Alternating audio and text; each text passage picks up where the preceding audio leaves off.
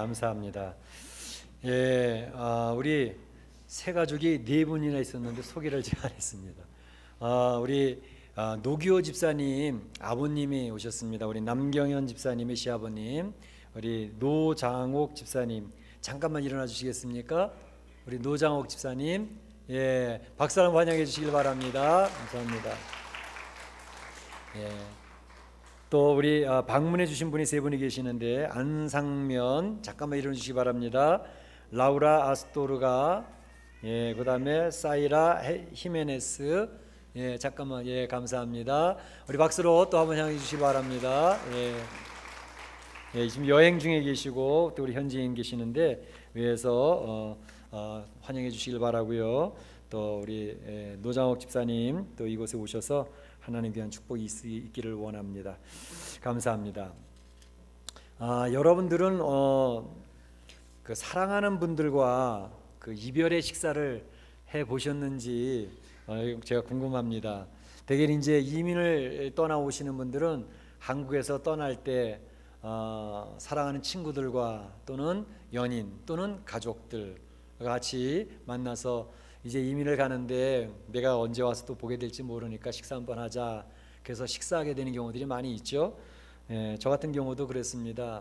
이제 한국을 떠날 때도 그랬고 또 교회에서 이제 사임하고 떠나올 때도 그렇고, 그래서 사랑하는 분들과 같이 이제 좋은 호텔에서 좋은 맛있는 음식을 먹는데도 그 이별의 식사, 마지막 식사는 참 그게 무슨 맛인지 모르겠더라고요. 근데 오늘 본문에도 보게 되면 바로 예수님이 그 사랑하는 제자들과 함께 이제 멀리 떠나는 그 이별의 식사를 하고 계시는 장면을 볼 수가 있습니다. 오늘 예수님께서는 이 마지막 이별의 식사의 자리를 통해서 우리에게 무엇을 얘기해 주고 싶어 하시는지 그 내용들을 살펴보면서 하나님 은혜를 나누고 싶습니다. 먼저 이 예수님께서 이 식사를 하시는데 오늘 식사를 하는 그 식사 장소를 정하는 것도 좀 특별하게 정하신 것을 봅니다. 우리가 보통 식사할 때 그저 뭐 편한 곳에서 아무 곳에서나 편하게 식사를 하면 되지 뭐 특별하게 할 필요가 있나? 평소 같으면 그렇게 할 수 있습니다. 그냥 뭐 편한 곳에서 우리가 좋아하는 음식 그냥 먹으면 되겠죠. 그러나 오늘 본문에 나와 있는 예수님의 이 마지막 이별의 식사는 특별한 식사였습니다. 사정이 좀 달랐습니다. 이를테면 이것은 유월절 식사였습니다.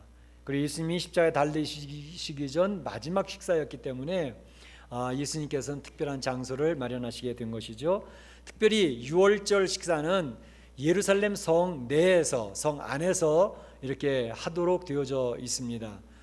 그래서 예루살렘 성 안에 식사 장소를 마련해야 됐는데요, 그게 보통 쉽지 않았습니다. 왜냐하면 유월절 절기가 있기 때문에 전국 각처에서 유월절을 지키기 위해서 예루살렘에 온 사람들이 엄청 많았거든요. 그러니까 뭐 호텔, 모텔, 여인수까지 꽉꽉 다 들어차고 말이죠.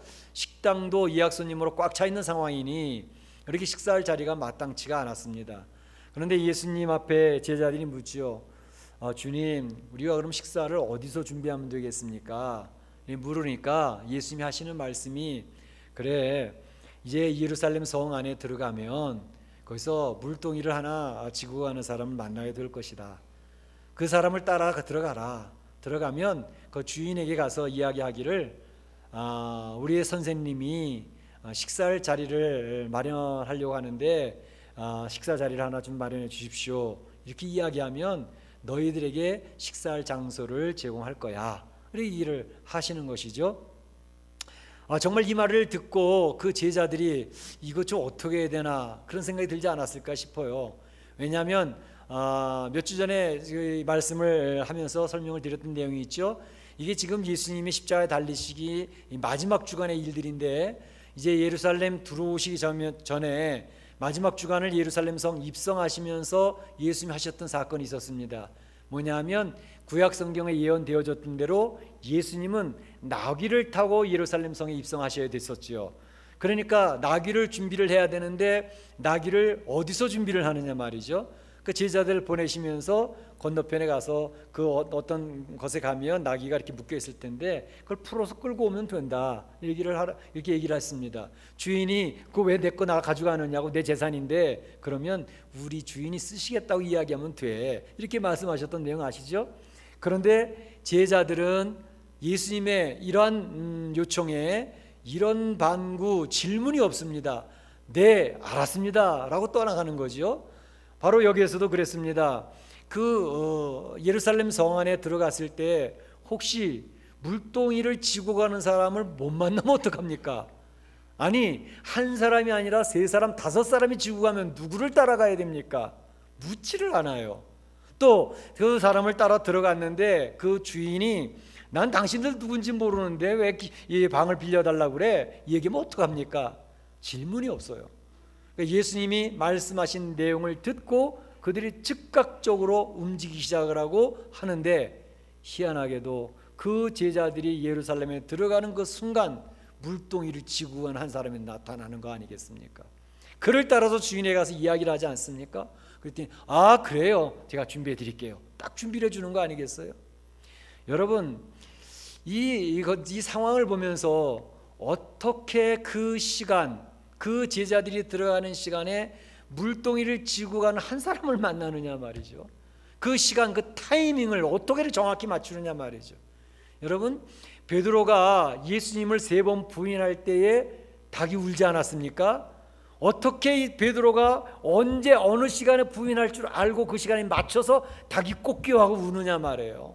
그 타이밍을 맞추시는 그 하나님의 역사를 여러분은 상상해 보실 수 있겠습니까? 에이, 우연히 어떻게 그래 됐겠지. 성경의 이야기는 우연이 아니라니까요.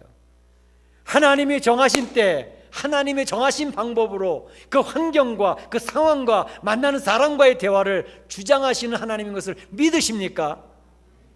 바로 그것을 믿는 것이 얼마나 중요한지 몰라요. 여러분들이 살고 있는 여러분의 가정, 그 사업, 그 직장에서 지금도 역사하고 계시는 하나님의 역사를 기억을 하시느냐고요.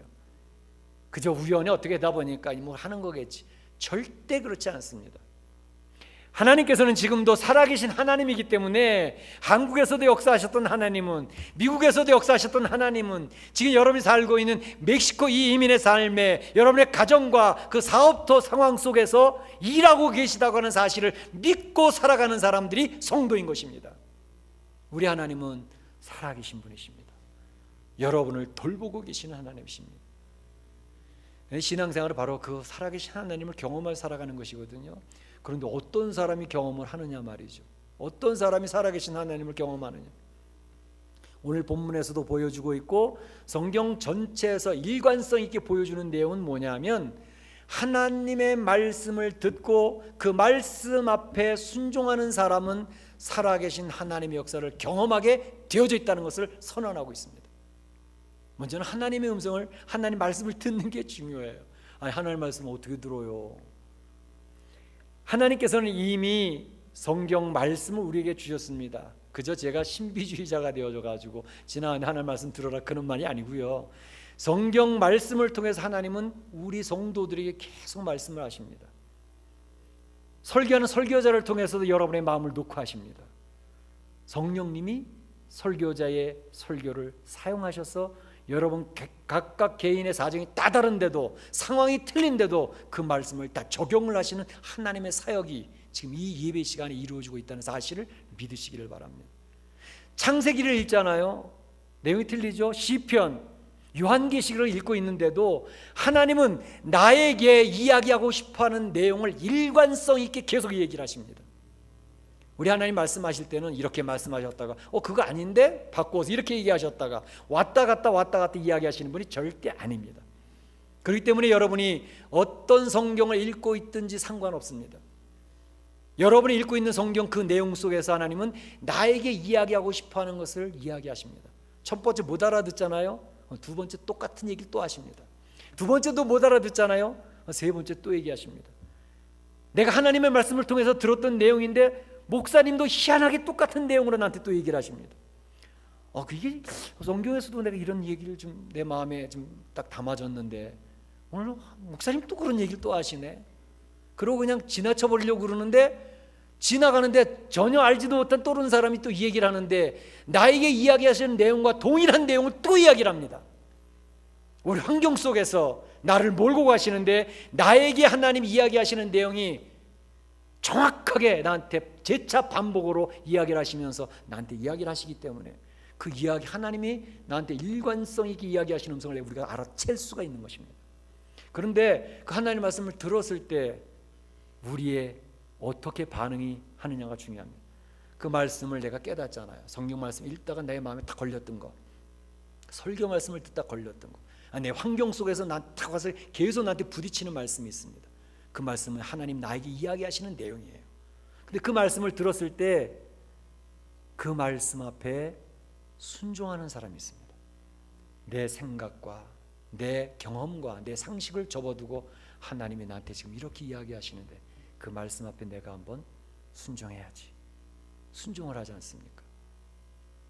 나의 이기심도 접어두고 나의 교만도 접어두고 나의 것들을 접어두고 하나님이 나에게 계속 반복적으로 얘기하시는 음성 앞에 순종을 하면 희한한 일이 벌어지는 겁니다. 하나님이 나를 도우시고 나의 문제를 풀으시고 나의 만날 사람을 만나게 하시고 전혀 풀리지 않을 것 같은 문제를 희한한 방법으로 하나님이 풀어나가시는데 그거는 경험하는 사람들만 하는 겁니다. 하나님의 살아계심을 경험한 사람들을, 그분들은 하나님이 분명히 살아계셨다라고 고백을 하는 것입니다. 이러한 경험들이 한 번, 두 번, 세 번 하나님의 말씀을 통해서 경험되어지면 그분들의 신앙은 눈빛이 달라집니다. 요 다음에는 하나님이 어떻게 역사하실까? 나의 문제를 어떻게 풀어주실까? 그거를 기대하며 살아가는 신앙의 활력이 생기는 것입니다. 우리 하나님은 주무시고 계신 분이 아니라니까요. 멀리 계신 분이 아니라니까요. 여러분의 가정에 계십니다. 여러분의 사업터에 있습니다. 지금 우리 교회에 임재하고 계십니다. 그 하나님을 경험하는 것입니다. 우연인 것 같이 보여지는 모든 사건이 우연이 아닙니다. 여러분 자녀를 통해서 나타나는 문제들, 사업장에서 일어나는 문제들, 나하고 대화하는 사람들 속에서 나타나는 문제들을 세밀하게 조심하게 잘 들어보시길 바랍니다. 하나님이 나한테 계속 말씀하시는 말씀 노크가 있습니다. 그걸 듣고 순종하시기를 바랍니다. 하나님의 살아계신 것을 경험하고 희한한 역사들을 체험하게 될 것입니다. 그런데 바로 오늘 이별의 마지막 식사 자리에서 예수님이 특별한 말씀을 하셨습니다.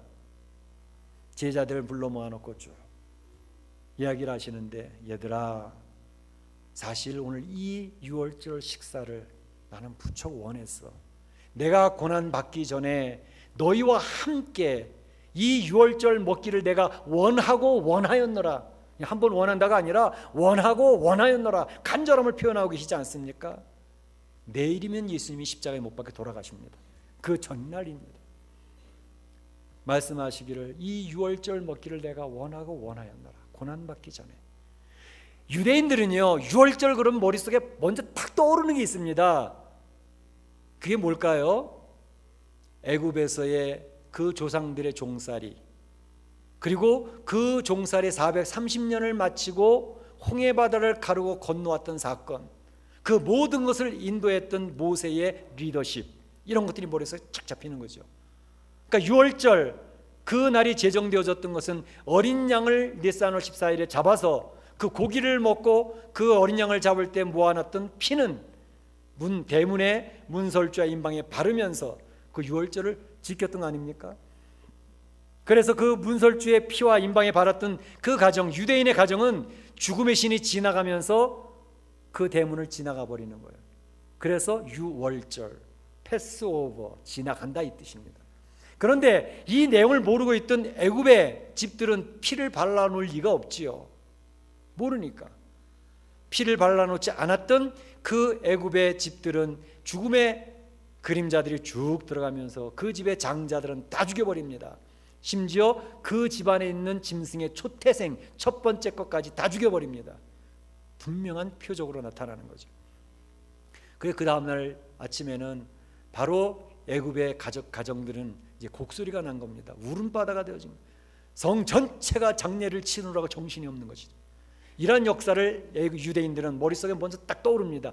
유월절 하면 우리의 조상들 노예 생활하다가 노예에서 해방되어지고 자유를 맛보게 되어진 그날이 유월절.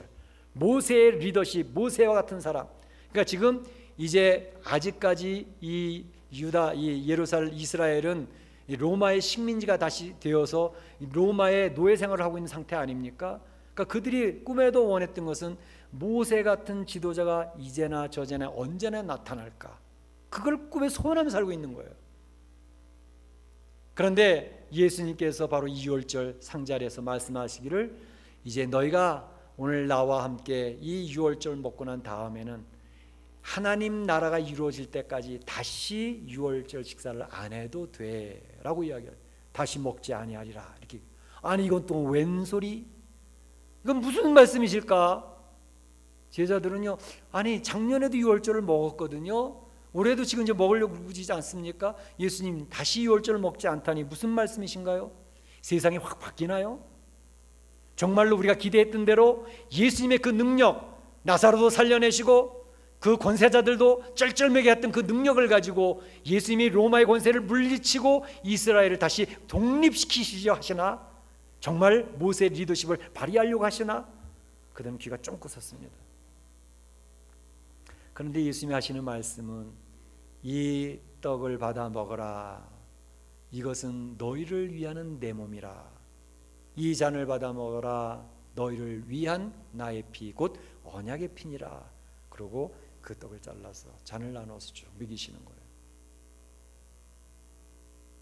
사실 예수님께서는 바로 하나님 나라에 대해서 이제는 이스라엘 나라를 독립시키느냐 안 시키느냐, 한 국가 한 민족을 다시 회복시키느냐 안 시키느냐 거기에 초점이 맞춰진 게 아니라 죄 아래서 신음하는 모든 인류를 죄와 사망에서 구원하시고 회복시킬 목적으로 예수님 십자가에 달려 돌아가신다는 것이죠. 십자가에서 어린 양이 되셔서 십자가에서 피를 흘려 죽으심으로 그 피를 은혜를 입는 자와 그 예수님의 몸을 먹는 자들이 이젠 죄와 사망에서 벗어나서 자유를 누리고 해방을 누리며 이제는 하나님의 백성으로 살아가게 된다는 것을 보여주시는 것이죠. 그러니까 이 유월절을 먹기를 원하고 원하셨던 것은 과거 모세 시대에 만들어졌던 유월절의 실체가 바로 예수 그리스도 나 자신이라고 하는 것을 선포하는 자리였단 말이에요. 지금까지는 모세의 유월절은 그림자였어요. 하나의 모형이었어요. 앞으로 그런 일이 이루어질 것을 보여준 하나의 그냥 선포였다고요. 그러나 예수님이 십자가에서 돌아가심으로 예수님이 어린 양이셨고 예수님의 흘리시는 그 피로 말미암아 인류가 죄와 사망에 벗어서 해방되어지는 그런 역사가 있게 된다는 것을 알려주고 계시는 것입니다. 그러나 그 제자들은 예수님의 뜻을 이해하지를 못합니다. 무슨 말씀이시지? 우리 이스라엘 해방시키는 게 아니고요. 예수님의 뜻과 그 말씀을 듣고 있는 제자들과는 간격이 너무 큰 거예요. 포커스가 안 맞는 거예요.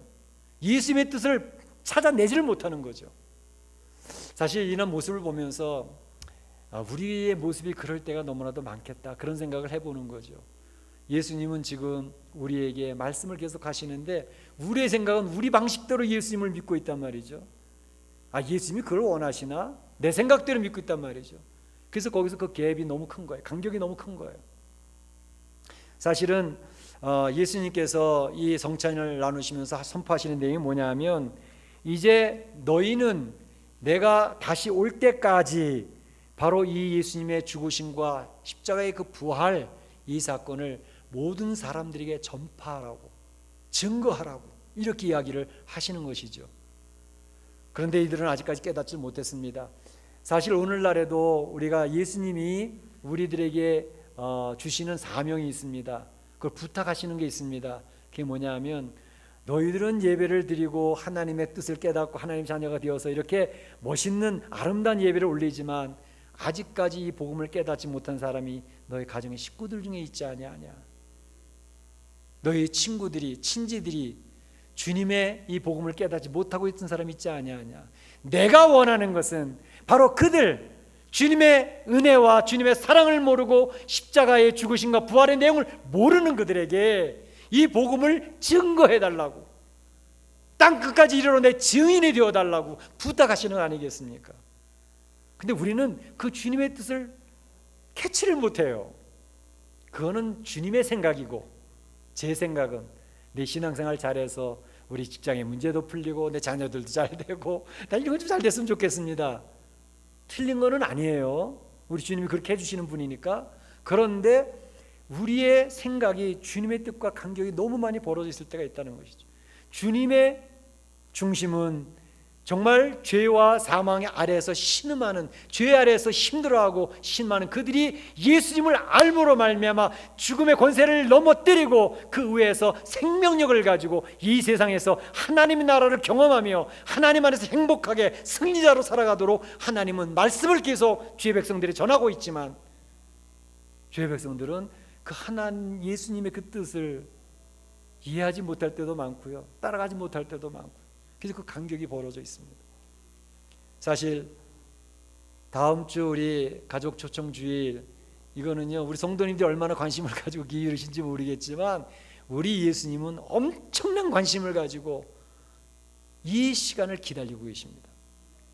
이 빈 자리에 하나님 앞에 예배드리지 못하던 사람들이 나와서 예수님의 복음을 깨달으며 함께 찬양하고 예배드리는 그 백성들을 좀 불러달라고 우리 예수님이 우리에게 요청하고 계시고 부탁하고 계시는 겁니다. 너희들 구원받아서 하나님 나라 갈 사람들이지만 주변에 죽어가는 사람이 얼마나 많으냐 말이죠. 내 관심은 그 죽어가는 심령들에게 있다니까. 너희들을 통해서 일하고 싶은데 왜 그것에 관심이 없냐, 이러실 수 있단 말이죠. 오늘 우리 사랑하는 성도들이 주님의 마음을 좀 느꼈으면 좋겠습니다. 그래서 주님이 가장 원하시는 그것에 내가 한번 도구로 쓰임받고 싶다. 그래서 쓰임받으실 수 있기를 주의 이름으로 부탁을 드립니다. 부탁드립니다. 주님의 관심사입니다. 그런데 오늘 이 마지막 이별의 식사 자리에서 또 주님의 마음을 아프게 하는 장면이 나옵니다. 여러분이 잘 아시는 대로 제자들이 쭉 둘러앉아서 밥을 먹는데 그 자리에 한 명 전혀 엉뚱한 생각을 하고 있는 한 사람이 있었습니다. 잘 아시는 대로 가룟 유다입니다. 이 사람은 이미 예수님을 죽일 계획을 가지고 모의하고 있었던 대제사장과 서기관들 모임에 가서 같이 의논하고 같이 입을 맞추고 돈까지 벌어서 파는 값을 받아가지고 와서 앉아있는 가룟 유다였습니다. 예수님이 떡을 떼어주시고 잔을 나눠주시면서 이야기를 합니다. 어떡하냐, 보라 나를 파는 자의 손이 나와 함께 이 상 위에 있구나. 나를 파는 자의 손이 이 상 위에 있구나. 이 말씀을 하실 때 다른 친구들, 다른 제자들은 눈치를 못 챘지만 그 자리에 이제 앉아있던 가룟 유다는 눈치를 챘을까요, 못 챘을까요? 자기가 알았을까요, 몰랐을까요? 알지요. 자기가 지금 어떻게 하고 있는지 알잖아요. 우리 예수님은 바로 그 심령을 꿰뚫어 보고 계신 분이기 때문에 그것을 지금 얘기를 해주고 계시는 것입니다. 모른 척하고 얼굴 뻔뻔하게 모른 척하고 이러고 있으니까 주님이 다시 떡을 찍어서 주면서 이 떡을 받는 자가 바로 그니라고 딱 주십니다. 그럼 떡을 받아 먹을 때 얼마나 가슴이 떨렸겠어요. 와, 예수님이 내가 거기 갔다 온 것도 알고 내가 예수 팔려고 하는 것도 있을 때 알고 계시나? 그렇게 마음이 찔렸으면 빨리 꿇어 엎드려서 주님 잘못했습니다, 주님 용서해 주세요, 엎드려야지요. 그렇지 않습니까? 예수님 한마디 더 하십니다. 네가 하고 싶은 일을 속히 해라. 예수님이 몇 차례에서 계속 말씀하시는 이유는 왜 그러실까요? 그 가룟 유다에게 회개할 수 있는 기회를 부여하시는 것입니다. 그에게 다른 사람은 몰라도 그는 알 수 있도록 이야기를 하시면서 주님 잘못했습니다, 꿇어 엎드리기를, 회개하기를 원하시면서 지적을 하고 몇 번이나 알아듣도록 얘기하시는데도 그는 얼굴색 하나 변하지 않아 뻔뻔스럽게 모른 척하고 반응을 보이지 않습니다. 바로 여기에서 문제가 있는 것입니다.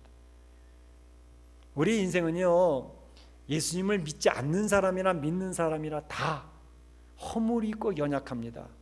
여러분, 예수님 믿고 난 다음에는 예수님 믿은 사람들은 죄에 안 지을 것 같아요? 완전히 의인으로서 거룩하게 살 것 같습니까? No way, 전혀 그렇지 않습니다. 예수 믿은 성도임에도 불구하고 쓰러지고 넘어지고 추악함과 죄를 범하는 것과 교만과 이기심 여전히 똑같습니다. 안 믿는 사람들하고 똑같이.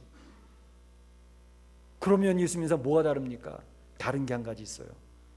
뭐냐 하면 예수 믿는 사람은 자기의 연약함과 부족함과 허물을 인정하고 주 앞에 엎드리는 사람들입니다. 지옥과 천국에 뭐가 다를 것 같습니까? 지옥도 죄인들이 갑니다. 그런데 천국도 죄인들이 가는 곳입니다. 아니, 지옥만 죄인들이 가는 줄 아는 천국도 죄인들이 갑니까? 그렇습니다. 천국도 죄인들이 가는데 어떤 죄인들이 가느냐 하면 천국에는 회개를 한 죄인들이 가는 곳이 천국입니다. 지옥에는 회개를 안 하는 사람들이 가는 곳입니다. 그렇기 때문에 바로 우리 성도들이요, 연약하고 쓰러지고 넘어짐에도 주님의 말씀이 지적이 오고 하나님의 말씀을 통해서 내 마음에 지적하고 올 때 빨리 꿇어 엎드려서 주님 잘못했습니다 하면 살아나는 거예요. 죄를 용서해 주신다니까요. 어떠한 죄악도, 어떠한 큰 죄도 용서받지 못할 죄악이 없습니다. 주님은 그 주님의 보혈로 우리를 다 덮으실 수 있기 때문에 그 보혈을 요구하면 되는 겁니다. 베드로는 그것을 했습니다. 주님을 3번이나 부인하지 않았습니까? 그런데 그는 주 앞에 엎드려 회개하잖아요. 그러니까 주님이 쓰시는 거예요. 그러나 가룟 유다는 회개하지 않습니다. 뻔뻔해집니다. 반응을 보이지 않습니다. 하나님께서 우리 성도를 향해서도 계속 말씀하십니다.